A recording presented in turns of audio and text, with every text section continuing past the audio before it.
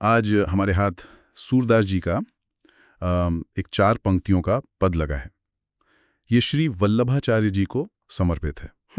अब ऊपर से देखें तो ये भक्ति और भरोसे की बात करता है, लेकिन जब हम इसकी गहराइयों में उतरेंगे तो देखेंगे कि ये असल में विश्वास की एक पूरी यात्रा है, जिसे 4 कदमों में समझाया गया है। बिल्कुल। और ये सब एक शब्द के इर्द गिर्द घूमता है, शरणागति। शरणागति, हाँ। हम अक्सर इसे अंग्रेजी में सरेंडर कह देते हैं, पर क्या इसका मतलब हार मान लेना है या अपनी ताकत को किसी बड़ी शक्ति से जोड़ना है? आज हम इसी की परतें खोलेंगे। आपने बहुत अच्छी तरह से इसकी भूमिका बांधी है।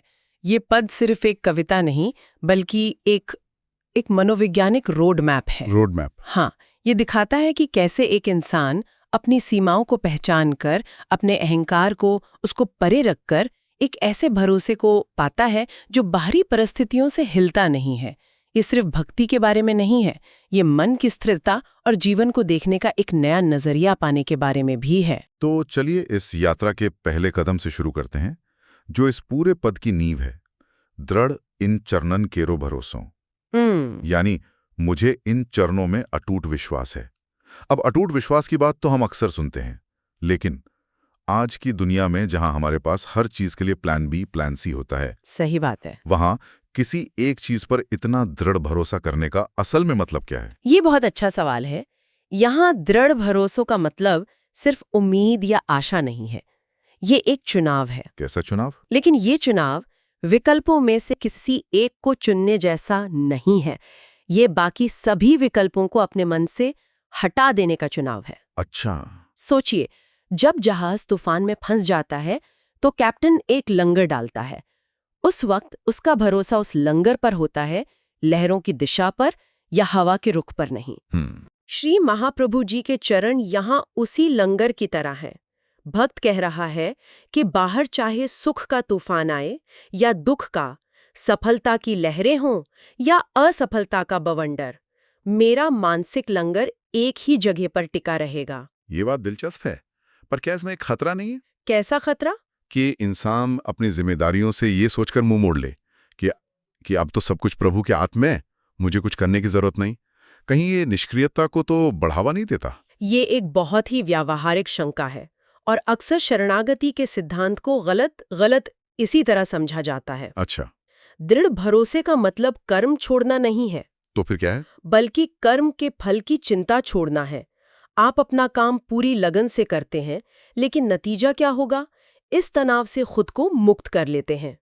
ये एक तरह का मानसिक डीक्लटरिंग है। डीक्लटरिंग जैसे हम अपने फोन से फालतू ऐप्स हटा देते हैं ताकि वो तेज चले, वैसे ही भक्त अपने मन से चिंता, डर और अनिश्चितता के ऐप्स हटा देता है ताकि वो शांति से अपना काम कर सके। उसका भरोसा इस बात पे है कि जो भी नतीजा होगा वो मेरे लिए सही होगा और मेरे प्रभु उसे संभाल लेंगे। तो ये निष्क्रियता नहीं, बल्कि तनाव मुक्त होकर काम करने की अवस्था है। मतलब ये एक तरह का स्पिरिचुअल एंकर है। बिल्कुल। जो आपको दुनिया के थपेड़ों के बीच भी स्थिर रखता है। ये आपकी कोशिशों को खत्म नहीं करता, बल्कि उन कोशिशों से जुड़े तनाव को खत्म कर देता है। एकदम सही, वाह। तो ये है पहला कदम, एक मजबूत लंगर चुनना। अब सवाल ये उठता है कि जब कोई ये लंगर डाल देता है तो उसकी दुनिया को देखने का नजरिया कैसे बदलता है? शायद अगली पंक्ति इसी का जवाब है। बिल्कुल। एक बार जब आपका दृष्टिकोण स्थिर हो जाता है तो आपको दुनिया अलग ही रंग में नजर आने लगती है, और यहीं से हम दूसरे कदम पर आते हैं। दूसरी पंक्ति बहुत ही काव्यात्मक है। श्री वल्लभ नक्षचंद्र छटा बिन सब जग माही अंधेरो। यानी श्री वल्लभाचार्य जी के चरणों के नाखूनों की चमक के चंद्रमा जैसी चमक के बिना ये सारी दुनिया अंधेरी है। ये एक बहुत बड़ा बयान है। दुनिया में तो इतनी रोशनी है, ज्ञान है, इतनी चमक दमक है, फिर सब कुछ अंधेरा क्यों बताया जा रहा है? और यहाँ प्रकाश के लिए सूर्य जैसे शक्तिशाली स्रोत की जगह चंद्रमा का उदाहरण क्यों? यहाँ रूपक बहुत गहरा है। पहले आपके दूसरे सवाल का जवाब देती हूँ। चंद्रमा क्यों? हाँ, बताइए। सूर्य का प्रकाश बहुत तेज होता है, वो आंखों को चौंधिया सकता है, वो ऊर्जा और शक्ति का प्रतीक है। हाँ। लेकिन चंद्रमा की रोशनी शीतल होती है, शांत होती है। हाँ, ये तो है। वो अंधेरी रात में रास्ता भी दिखाती है और मन को सुकून भी देती है। गुरु का ज्ञान सूर्य की तरह आपको अपनी प्रचंडता से अंधा नहीं कर देता, बल्कि चंद्रमा की तरह आपके जीवन के अंधेरे में शीतलता और स्पष्टता के साथ रास्ता दिखाता है। मैं इसे आज के दौर से जोड़ने की कोशिश कर रही हूँ। हाँ जरूर। आज हम ज्ञान के सूर्य से चौंधिया गए हैं। इंटरनेट, सोशल मीडिया, किताबें, हर तरफ से इतनी जानकारी है कि कुछ समझ नहीं आता। हाँ, ये एक तरह का इंफॉर्मेशन ओवरलोड है। बिल्कुल।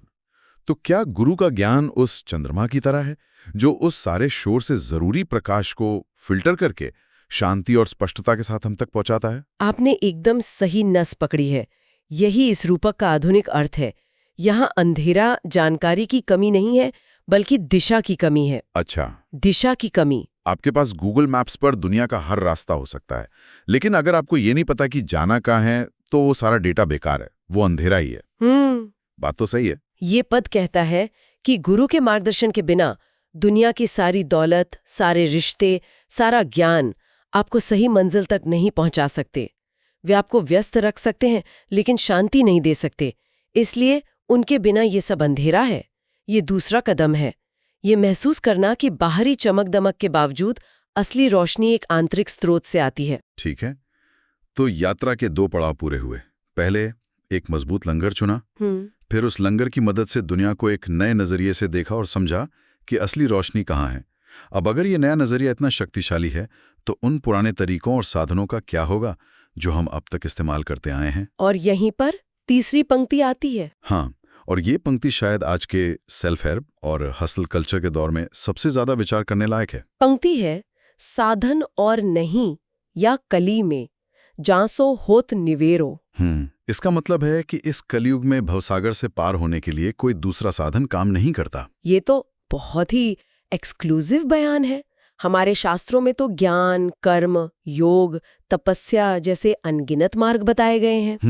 तो ये पद उन सबको खारिज क्यों कर रहा है? ये उन्हें खारिज नहीं कर रहा, बल्कि उनकी व्यावहारिकता पर सवाल उठा रहा है, खास तौर पर कलयुग के संदर्भ में। कलयुग के संदर्भ में? हाँ, यहाँ कलयुग की बात बहुत दिलचस्प है। आप इसे ऐसे समझ सकते हैं कि हर युग का अपना एक स्पिरिचुअल ऑपरेटिंग सिस्टम यानी ऑपरेटिंग सिस्टम होता है। ऑपरेटिंग सिस्टम, अच्छा। पुराने युगों जैसे सतयुग या त्रेता युग का ओएस अलग था, और उस पर चलने वाले ऐप्स जैसे हजारों साल की तपस्या या बड़े बड़े यज्ञ भी अलग थे। तो आप कह रही हैं कि आज का इंसान एक नया हार्डवेयर है? हाँ, और पुराने ऐप्स इस नए हार्डवेयर पर ठीक से चलते नहीं हैं। बिल्कुल। इस पद के अनुसार कलयुग का इंसान यानी हम मानसिक और शारीरिक रूप से उतने सक्षम नहीं है। हमारी उम्र कम है, मन बहुत ज्यादा चंचल है और ध्यान बटा हुआ है। ऐसे में पुराने कठिन साधन हमारे लिए अव्यावहारिक हैं। यह कहना किसी मार्ग की निंदा नहीं है, बल्कि अपनी सीमाओं की एक यथार्थवादी स्वीकृति है। मतलब एक रियलिटी चेक जैसा। हाँ, एक डॉक्टर की तरह है जो मरीज की हालत देखकर दवा देता है। इस पद के अनुसार कलयुग के जीव के लिए सबसे कारगर दवा कृपा है, कर्म नहीं। लेकिन ये हमारी पूरी परवरिश के खिलाफ जाता है। हाँ, हमें तो बचपन से सिखाया जाता है कि कोशिश करने वालों की हार नहीं होती, अपनी किस्मत खुद लिखो। और ये पद कह रहा है कि तुम्हारी कोशिश तुम्हें पार नहीं ले जा सकती। ये एक बहुत बड़ा मानसिक बदलाव है। ये सबसे बड़ा बदलाव है। ये अहंकार पर सबसे सीधी चोट है। अहंकार पर? मैं अपनी मेहनत से मोक्ष पालूंगा, मैं अपने ज्ञान से सत्य को जान लूंगा। ये भाव ही सबसे बड़ी बाधा है। ये पद कहता है कि अपनी कोशिश करो, लेकिन ये मान कर चलो कि तुम्हारी कोशिश की एक सीमा है। एक सीमा है? उस सीमा के पार तुम्हें किसी की कृपा, किसी के सहारे की जरूरत पड़ेगी। सही। जब एक तैराक ये मान लेता है कि मैं अपने बल पर ये सागर पार नहीं कर सकता, तभी वो मदद के लिए हाथ बढ़ाता है। शरणागति वही हाथ बढ़ाना है। अच्छा। ये अपनी कोशिशों का अपमान नहीं, बल्कि अपनी सीमाओं का सम्मान है। ये यात्रा का तीसरा और सबसे कठिन कदम है, अपने अहंकार को त्यागना। तो पहले भरोसा किया, फिर दुनिया को उस भरोसे की नजर से देखा, फिर ये समझा कि मेरे अपने साधन अधूरे हैं। इस एहसास के बाद इंसान कहाँ पहुंचता है? वो अपनी स्थिति को कैसे देखता है? मुझे लगता है अंतिम पंक्ति इसी अवस्था का वर्णन करती है। हाँ, अंतिम पंक्ति इस पूरी यात्रा का सार है, जो भक्त की अंतिम मनस्थिति को दिखाती है। पंक्ति है, सूरदास कहे विविध अंधरो बिना मोल को चेरो। सूरदास जी कहते हैं, मैं तो कई तरह से अंधा हूं और आपका बिना किसी मूल्य का सेवक हूं। यहाँ जो विविध अंधरों यानी कई तरह से अंधा कहना बहुत शक्तिशाली है। एक तो वो शारीरिक रूप से नहीं देख सकते थे, हाँ, लेकिन यहाँ वो शायद किसी और अंधेपन की बात कर रहे हैं। बिल्कुल। यहाँ वो कह रहे हैं कि मैं सिर्फ आंखों से अंधा नहीं हूँ, मैं ज्ञान से भी अंधा हूँ।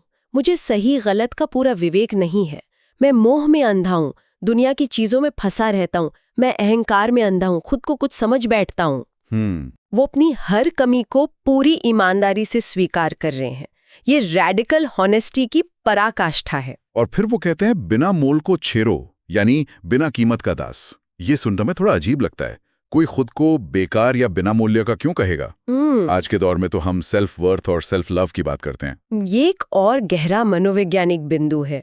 जब हम किसी के पास जाते हैं तो हम अपनी सीवी या रेज्यूमे लेकर जाते हैं। सही बात है। हम बताते हैं कि मुझ में ये गुण है, ये उपलब्धियां हैं, इसलिए मुझे स्वीकार करो। यहाँ भक्त ठीक इसका उल्टा कर रहा है। वो कह रहा है मेरे पास आपको दिखाने के लिए कोई योग्यता नहीं है, मेरा कोई मूल्य नहीं है जिसके आधार पर आप मुझे चुने। अच्छा, इसका असली भाव ये है कि मेरा मूल्य मेरे कर्मों या गुणों से नहीं, बल्कि इस बात से है कि मैं आपका हूँ। वाह, मतलब ये वर्थलेस यानी मूल्यहीन होना नहीं है, बल्कि प्राइसलेस यानी अनमोल होना है। बिल्कुल। आपका मूल्य इस बात पे नहीं है कि आप क्या लेकर आए हैं, बल्कि इस बात में है कि आप किसके हैं। ये तो सेल्फ वर्थ की पूरी परिभाषा ही बदल देता है। आपने इसे बहुत खूबसूरती से पकड़ा है। ये अहंकार का पूर्ण विसर्जन है। ये कहना कि मैं खाली हाथ आया हूं, अब आप ही मुझे भर दीजिए। ये पूर्ण समर्पण की अवस्था है जहां भक्त अपनी पहचान को प्रभु की पहचान में मिला देता है। और यही इस यात्रा का चौथा और अंतिम कदम है, पूर्ण विनम्रता के साथ आत्मसमर्पण। तो अगर हम इस पूरी यात्रा को एक साथ देखें, पहला कदम है एक अटूट भरोसे का लंगर चुनना। दूसरा कदम है उस भरोसे के नजरिए से दुनिया को देखना और असली रोशनी को पहचानना। सही। तीसरा कदम है अपने सीमित साधनों और अहंकार का त्याग करना। और चौथा कदम है पूरी दीनता के साथ खुद को समर्पित कर देना। ये तो वाकई एक पूरा ट्रांसफॉर्मेशन है। बिल्कुल। और ये सिर्फ एक भावना नहीं है, ये एक तरह की दिमागी रीवायरिंग है। रीवायरिंग। हाँ, जहां आपका डिफॉल्ट मोड मैं क्या करूं से बदलकर प्रभु क्या चाहते हैं हो जाता है। ये एक बार की घटना नहीं है, बल्कि एक सतत प्रक्रिया है।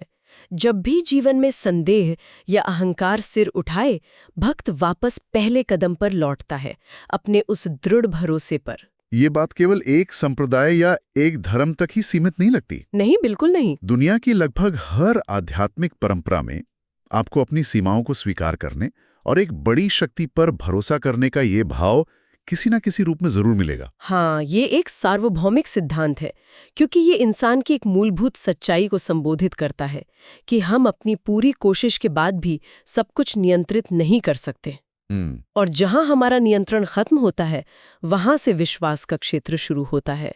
तो अंत में हमारे श्रोताओं के लिए एक विचार छोड़ जाते हैं। जरूर। आज का हमारा युग सेल्फ हेल्प, हसल कल्चर और मैनिफेस्टो डेस्टिनी का है। बिल्कुल। यानी हर चीज को अपने कंट्रोल में लेने का, अपनी रियलिटी खुद बनाने का। ऐसे में पूर्ण समर्पण का ये विचार क्या एक तरह का स्पिरिचुअल रिबेलियन यानी आध्यात्मिक विद्रोह है? क्या कंट्रोल छोड़ देना ही आज के दौर में अपनी आंतरिक शांति पर सबसे बड़ा कंट्रोल पाने का तरीका है? इस पर सोचिए।